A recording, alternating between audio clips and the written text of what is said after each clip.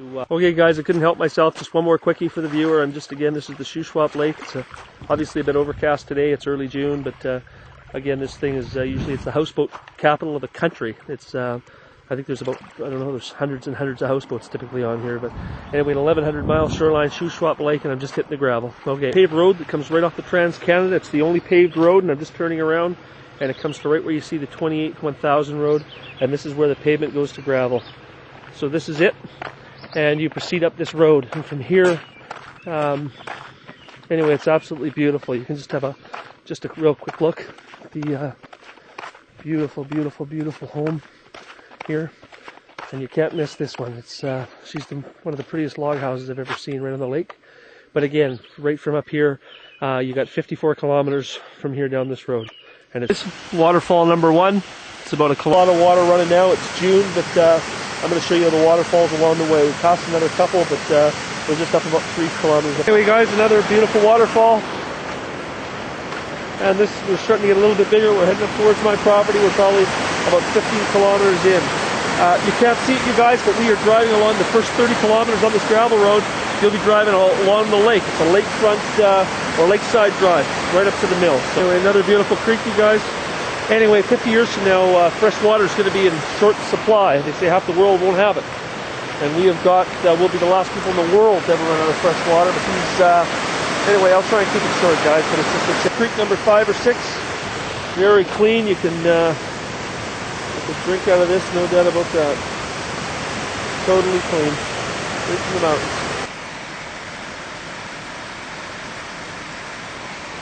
Oh, this is what I don't know, number 6. Anyways, again, guys, as I mentioned, this entire road, it's all along the lake. The first 50 kilometers, the first 30, right up until you hit the mill we're just about to hit, are all on the same road. And again, guys, this is still the Humamilt Lake, and again, all the gravel road. So the first 30 kilometers of the 50, you're just driving along the lakeside. This is Albass. It's really about to start flowing here. I'll just show you the other.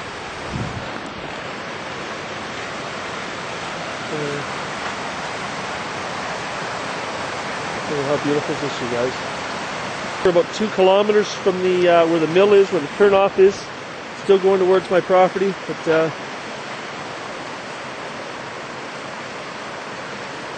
anyway, incredible. I'm just every 3 minutes I'm just pulling over and showing you guys the next one and next one. Every one of these you see are in sequence on the way up. We'll see an old cedar mill right off the main road. I'm going to do this while I'm driving, right off to your right hand side. And as you get around the corner here, you're going to see a split in the road. One of them is going to take you up to Seymour Arm, and Seymour Arm is about 8 kilometers down the road. And it's a real cute little town. Again, houseboats. There's a floating store there. There's probably about 100 people plus living there. And anyway, it's a real neat place. It's called Silver Beach, and that's this way. My place is this way. Now, this is a 60-kilometer road that runs between here, Seymour Arm, the lake, and Adams Lake. So this 60-kilometer road, this really is my closest neighbor, this mill, and these people that live down this road. And I live from here, you're going to see about a 6-kilometer sign, and I live at the 29.5 kilometer. So it's a 60-kilometer road, and I live right smack dab in the middle of this road, and it's all Crown land and provincial park, with the exception of my piece of property at the 29.5 kilometers. So I've got these Adams Lake on one side, I've got the Humamilt Lake on the other side of the road at the end, and there's about 5 lakes in between, and I live on a private 11-mile lake. But there are no neighbors from here for 29, 30 kilometers, 40 kilometers, and I'm up 29 clicks, so my nearest neighbor is about 40 kilometers one direction, about 100 kilometers the next, and nobody can, there's the number 6. So if you see this, keep coming. You can see that, but right through there, that's my Humamilt Lake draining into the Humamilt Lake. But anyway, it's huge. Close to my place, guys, beautiful. You can hear the birds singing. We're just going over a little bridge here. Again, this is all just draining right onto the Humamilt Lake, which you'll see. It's a big, beautiful 11-kilometer long lake. Absolutely prestigious, and it all comes and keeps flowing and dumps right into the Humamilt. So we're just surrounded by water. Anyway, real beautiful little pond. Little duckies. Anyway, cute, cute, cute. Anyway, beautiful, you guys. We're just coming up to my little private 11-mile lake. They call it my little private lake. as you know, because there's no private property on the whole thing. So 30 clicks in either direction, just my 238 acres. Just beautiful. The 15-kilometer mark, you've just started the lake. And this is just the beginning of it. This is, again, 11 kilometers long and absolutely beautiful. Anyway, just going over a bridge, guys. We're at about the 20 mark. We have another 9 kilometers to go. And again, we're just, once you hit our driveway, you're 1 hour from the paved road. So not that far. And just another one. About 2 kilometers from my property.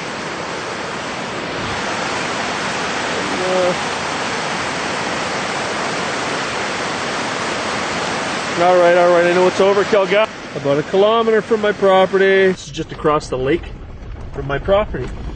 It's a little recreational park. I thought I'd take 30 seconds of film and let you guys have a quick peek. But it just winds right down. And again, it's right across the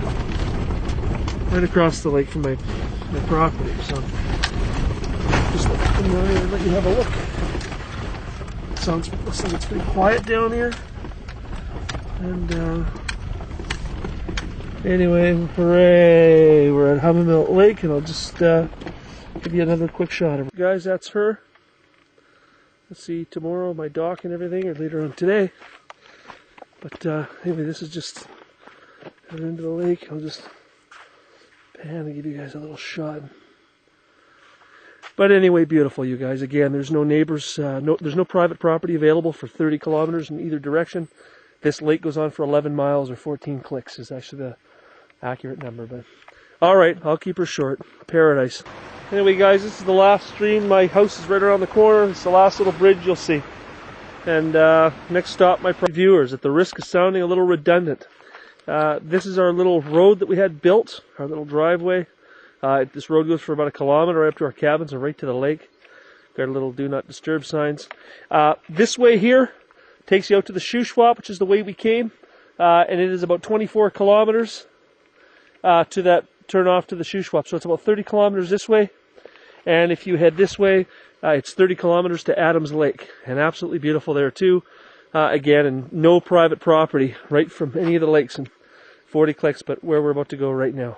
Just some pretty big waterfalls on this property. This is just a little one. Oh, look at Grizz schooling off. Anyway, this comes up from the mountains, and you'll see some. Anyway, you'll see it on a real big one later on. But anyways, it's real. It's June now, so it's not running too much. But this really gets going. Anyway, this is I call it Maxie Creek. It's a little one that winds right down to the lake. And you guys, one of the cabins just up here, coming up onto the road here. So while we're driving. A little tiny creek. Cute. But, anyway, okay, I won't keep going. It's a heck of a long driveway. I'll show you shortly. When you get to the crossroads here, this will take you down to the lake. This one here, and this takes you up to the cabin. So, guys, this is cabin number 1. It's the little one that I've been staying in. It's really quite cute. I'll show you the inside. I'm just going to be up here doing another couple cords of wood. Walking up the stairs. But anyway, you guys, just beautiful. This is the lake down here. A real nice view. Anyway, it's not very nice today. I gotta put a little bit more hummingbird stuff up there. But we own right to the very top, up of those mountains there, 238 acres, Humamilt Lake. About halfway down the road to the lake, I just built another cabin. It's a 600 square foot. With loft. I'll give you a quick view inside. I'm planning on building a few for the Bill Weavers and such. I want to try coming out for a little bit. But guys, it's all finished, insulated. They're really quite beautiful inside. They got a little bathroom, and they've got a full loft upstairs. Okay, more neat little shot of the front of the cabin. This cabin right here, you guys, because this cabin was built 100 years ago, and truly incredible. But all the old cans from 100 years ago not touched. Just incredible. There's this piece of property is untouched. It used to be an orchard, and they had all kinds of vegetables and fruit, and they lived here and homesteaded it. More house from probably about another beautiful old homestead. Really incredible. Tons of fruit trees that all blossom. Old apple trees. Neat story. A guy by the name of Clayton Peterson, who's still alive at 82. He grew up here in this cabin with his parents, and he wanted to have his own little cabin So they built him his own. Again, these ones go back probably about, I guess, 70 years. The old beds and everything are still inside. And again, this property, you guys, it's a tobacco can. To give you an idea how old this place is, have a look at this bed. Look at this old cupboard. You know, they had old root cellars back then. Anyway, pretty special, at least to me. Old doors. And the next cabin was right here. Again, neat old beds, old stoves. Birds from the lake. Anyway, just another neat old cabin. And this is the orchard that I just took a shot of with the old cabins. Anyway, neat little path. I'll just walk with you just for 2 minutes. But again, this is just a nice quiet, and it just meanders right down to the lake. I just came down the last of the path, down to where all our stuff is. A little canoe, our dock. The same guy had built me the cabin. And anyway, again, about 11 miles long. And this thing is as calm as glass every day and seething with rainbow trout, Dolly Varden.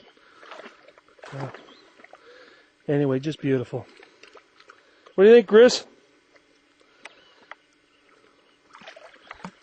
Alright, anyway guys, pretty scenic. Just peaceful out here. Peaceful as could be. There's another beautiful little cabin. It's hidden there. It was probably 100 years ago. I go and shave there in the mornings. I take my canoe over there and paddle over. But I'll just give you another shot here and then we'll shut her off. Keep it grizzly way down at the dock, just waiting. What a beautiful bay. And I don't know if you guys can see that, but there's my cabin. Right up there.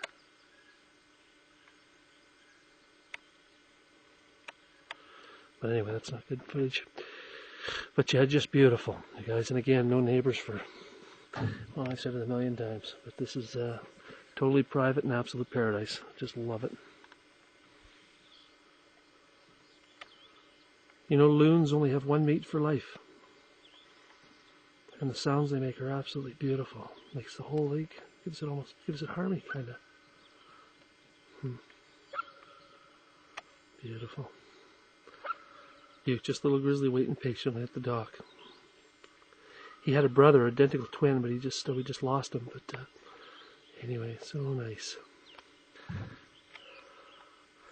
This is where the I guess the old pioneers from 100 years ago buried all their stuff, and all these rocks are just filled with, like, I don't know if you can see those, but like little tin cans, and they are everywhere here. Like there's I'll try and back off the camera a little bit here, but anyway, I don't know if you guys can see all these, but there's just they're everywhere, and this whole thing's buried. So these pigs are probably, I bet you a lot of these are probably pushing 100 years old, and it's a beautiful little beaver pond. And again, it's right on our property. Real cute. Moose come down here, lots of beavers. A lot of this is going to be cleared for farmland that we're going to be growing stuff. And the animals, we're going to be bringing in some cows and goats. We've just cleared a little bit, but I'll show you that in a second. This is land we had cleared. All this for our first round of animals. I think we're going to get a couple of pigs and a couple of cows, maybe steer. Alright. Oh, look at that. We get all this cleared. We're going to be clearing this too, because as you can see there's the cabin up there, so we're just going to get rid of some of these trees and stuff here so we can look down on this gardener snake, you guys. Hey, look. Oh, there he is. There he is. We can pick him up. 3 main creeks on our property that we access. This is called Victoria Creek. This is the smallest, cutest of the bunch, just like our little Victoria. But this is our little Victoria Creek. It comes right across. And goes right. Jimmy Creek. Jimmy keeps claiming he's not a creek. He says, I know creek, but you are a creek, Jimmy. This is Jimmy Creek. Wonder if Chris is having a good time. But anyway, these things really get flowing. Again, you guys, this is June, but I'll tell you, the last couple months, boy. Hey guys, this is Maxie Creek, and it is flowing at probably about half of what it was. It's hard to believe. It's really coming down.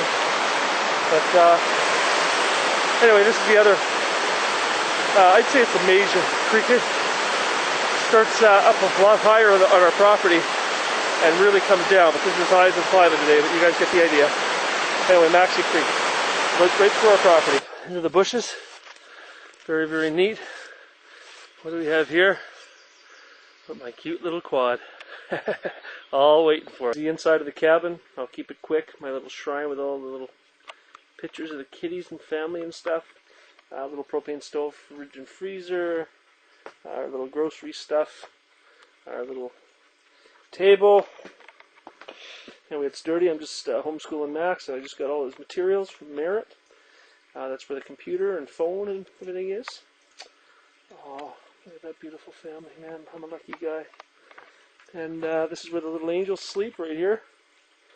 And that's my dirty little corner. We're still putting the walls up, as you can see.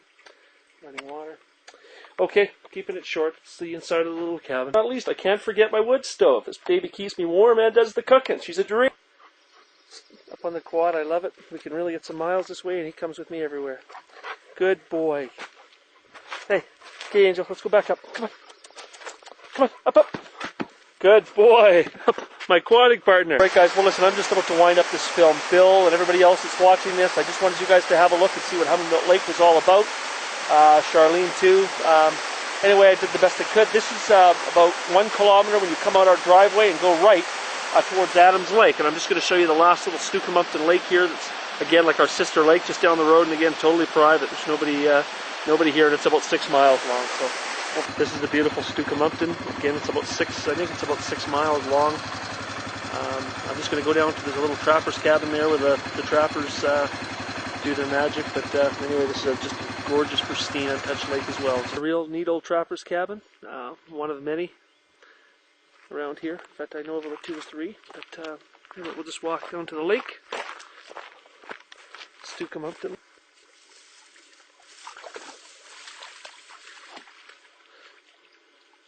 Anyway, guys, there's not much else I can show you. I mean, this is, I know I've overkilled it here, but I just really wanted you guys to maybe have a chance to come out and have a look and see this place yourself. Again, this is going to be the last place in the world to run out of fresh water, and absolute pristine, no humans. Right, Chris?